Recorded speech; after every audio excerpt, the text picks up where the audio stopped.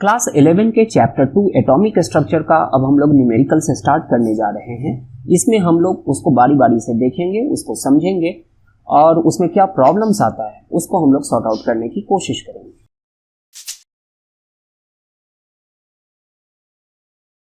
नमस्कार, मैं हूं संजय कुमार और आप देख रहे हैं chemistry arena, a centre for excellence.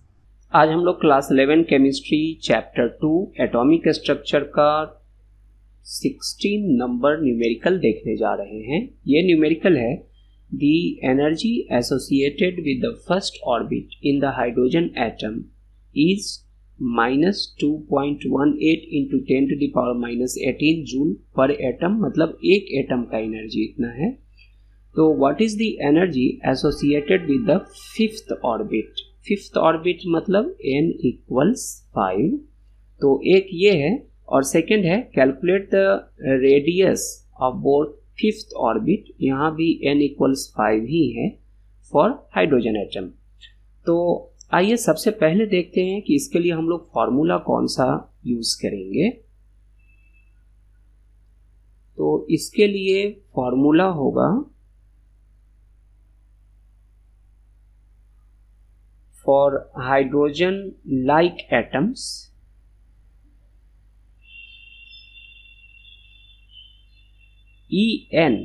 n मतलब nth ऑर्बिट का एनर्जी इक्वल्स होगा -2.18 इंटू 10⁻⁻18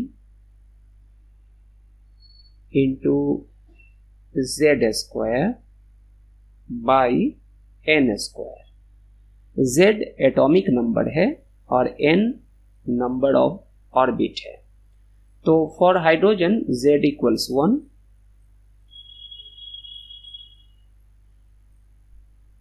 तो हम इसी को यहां पर यूज करेंगे।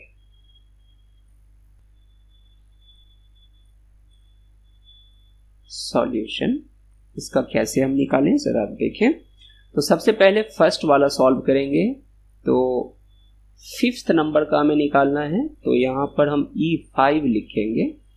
E5 इक्वल्स, अभी यहाँ फॉर्मूला आया है हमारा 2.18 इंटू 10⁻⁻18 इंटू z है तो 1², क्योंकि हाइड्रोजन के लिए एटॉमिक नंबर 1 होता है।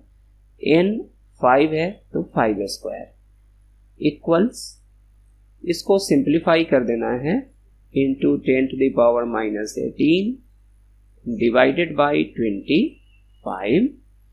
तो 2.18 को जब हम 25 से डिवाइड करेंगे, सॉरी यहाँ माइनस साइन छूट गया था, माइनस होगा। जब 2.18 को हम 25 से डिवाइड करेंगे तो रिजल्ट आएगा -0.0872 इंटू 10⁻⁻18। ये फाइनल रिजल्ट है, इसलिए इसको हम लोग साइंटिफिक नोटेशन में लिख देंगे। साइंटिफिक नोटेशन में लिखाएगा 8.7, फिर माइनस छूट गया, 8.72 इंटू 10⁻⁴, दो डिजिट हमने राइट साइड लिया है तो 2 घट जाएगा, तो -20 जूल। ये आंसर हो गया फर्स्ट का। अब हमें सेकंड देखना है कि calculate the radius of bore fifth orbit. तो इसका रेडियस निकालने का फॉर्मूला होगा, बोर्स ऑर्बिट का जो हम रेडियस निकालते हैं तो ये होता है Rn equals 52.9 into n² divided by z atomic number है और ये पिकोमीटर होता है। तो ये पिकोमीटर है, तो इस पिको के जगह पर हम अगर इसको स्टैंडर्ड यूनिट में रखें, मीटर में रखें, तो इंटू 10⁻⁻12 कर देंगे और यहाँ मीटर लिख देंगे। तो हम लोग ये स्टैंडर्ड वाला फॉर्मूला यूज करेंगे। तो आइए इसको सॉल्व करते हैं।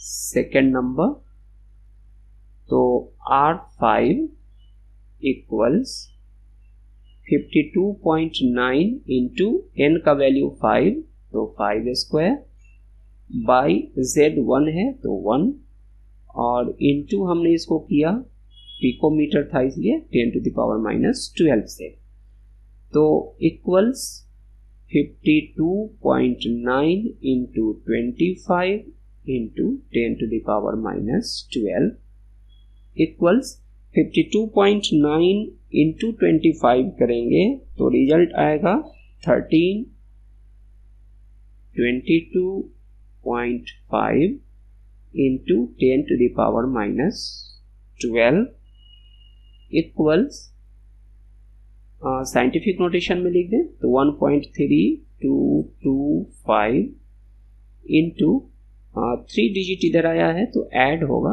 तो ऐड हो जाएगा तो प्लस होगा, तो 3 जब प्लस हो गया तो ये -9 आ गया। ये मीटर में आंसर हो सकता है, कोशिश कीजिए कि स्टैंडर्ड यूनिट में आंसर दें, पर आपके बुक में ये नैनोमीटर में दिया है तो ये हो जाएगा 1.3225 नैनोमीटर। ये आपके बुक के अकॉर्डिंग आंसर है एज पर बुक। तो यहाँ पर 10 to the power minus 9 था ही, इसलिए इसको डायरेक्ट नैनोमीटर में कन्वर्ट कर दिया। आज के लिए बस इतना ही, तो फिर मिलते हैं नए न्यूमेरिकल के साथ। तब तक के लिए धन्यवाद।